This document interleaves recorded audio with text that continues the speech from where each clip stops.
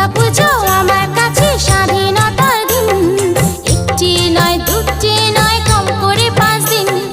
দুর্গা পুজো আমার চোখে সব থেকে রঙিন।